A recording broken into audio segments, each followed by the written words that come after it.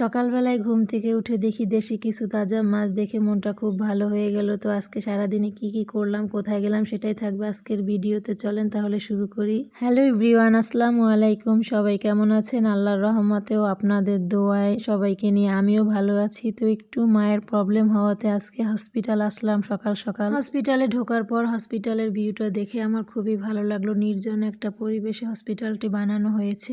এরপর হসপিটালের ভিতরে যাওয়ার সময় একটা পরিচিত মেয়ের সাথে দেখা হলো। তো আমার হাতে ক্যামেরা দেখে হাসতে লাগলো। ভিতরে ঢুকতে না ঢুকতেই আমার ছেলেটা কি পরিমাণে দুষ্টামি করা শুরু করে দিয়েছিল। এদিক থেকে ওদিকে যাচ্ছে, ওদিক থেকে এদিকে যাচ্ছে। তো ভিতরে থাকতে থাকতে ডিস্টার্ব ফিল করছিল, এজন্য বাইরে আবার দুজন চলে আসলো। তো এখানে ওরা খেলা করছিল। তো সামনেই একটা কাকা আসছিল, তো দেখে আমার সাথে কথা বলল যে কি করতে আসছি হসপিটালে। তো তাকে বললাম যে মায়ের একটু সমস্যা ছিল, এই জন্য হাসপাতালে আসলাম মাকে নিয়ে। এরপর বাড়ি গিয়ে খাওয়া দাওয়া করার পর বিকেলবেলা সবাই মিলে রাস্তায় একটু বের হয়ে হাঁটছিলাম নিরিবিলি পরিবেশে। খুব ভালো লাগলো, সবার সাথে গল্প করলাম। এরপর সন্ধ্যা হলে আমরা সবাই মিলে চলে গেলাম। দুটো যমজ বাচ্চা হয়েছে। তো মজার ঘটনা হলো যে তার যে যমজ বাচ্চা হবে সে নিজেও জানতো না, আর আলট্রাসাউন্ড করেছিল সেটাতেও ধরা পড়েনি যে তার দুটো যমজ বাচ্চা হবে। পর আমরা বেবি দুটোকে দেখতে গেলাম। মাশাআল্লাহ ওরা সুস্থ হয়েছে এবং কিউট হয়েছিল খুব। আমার কাছে খুবই ভালো লাগলো। প্রথম বেবিটা ছিল ছেলে বাবু আর ও ছিল মেয়ে বাবু। আল্লাহর রহমতে ওরা দুজনে ভালো আছে, ওদেরকে আল্লাহ ভালো রাখুক।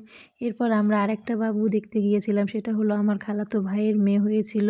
তো সেখানে ওই বাবুকে দেখে এসে বাড়ি আসলাম। বাড়ি এসে দেখলাম আমাদের জন্য আমার দাদি আমাদের দেশের একটা খাবার আছে, সেটা হলো মলিদা, সেটা বানিয়েছিল, আমাদের খেতে দিল। সবাই আমরা খেলাম। এরপর পিঠা বানিয়েছিল, সেই পিঠাও খেলাম।